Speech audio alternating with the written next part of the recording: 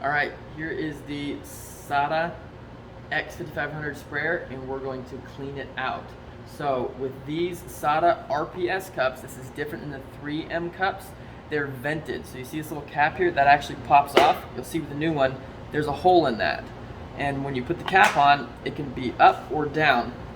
Up is when you're spraying, so it lets air in so your product can drain down. But when you're doing anything else, like filling the cup or cleaning it out, you've got to pop that down. You can hear it click. That's going to seal it off. So then we can flip it upside down and drain without it draining out the bottom. Very important. Now, to unhook the sprayer, you just rotate it. It's very simple. It's just an angled thread. And I'm going to pull the trigger to let air into the tip and let the product that's in here drain back into the cup. So that's what I'm doing right now before I pull it apart. I'm just holding it for 10 seconds or so, letting it drain. Now I'm gonna release the trigger and pull that cup off. There may be some that drips, but it should be very minor.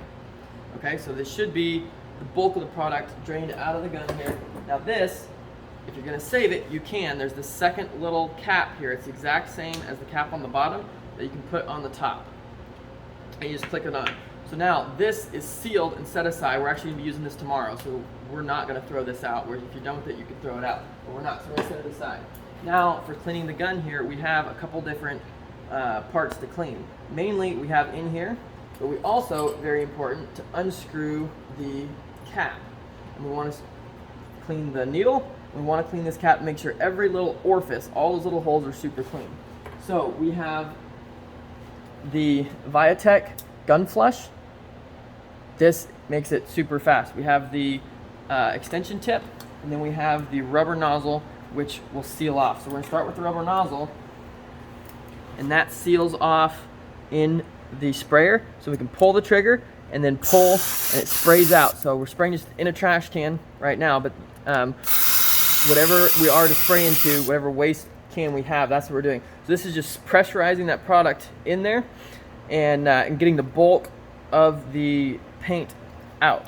Just to spray around, and then we're going to switch to the nozzle and clean out. You can see it's getting pretty clean there. We're gonna go in detail and make sure it's perfectly clean, and then we'll spray the orifices, the nozzle here, and then we'll spray the orifices on the cap, make sure it's all done.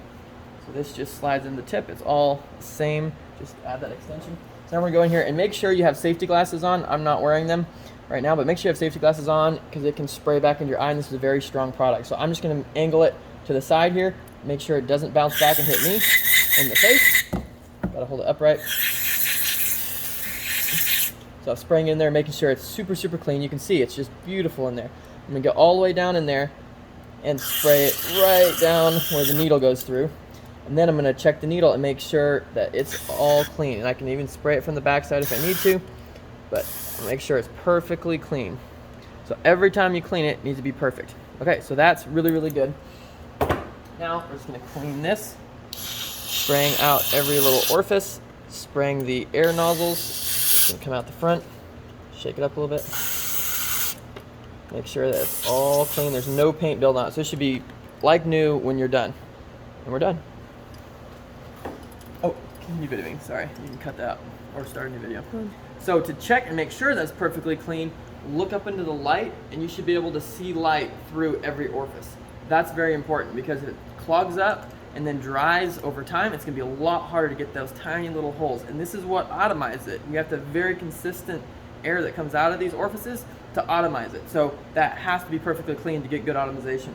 So before you're done, look into the light, make sure it's all clean. And if it's not, we're good there. If it's not, keep working on it until it is.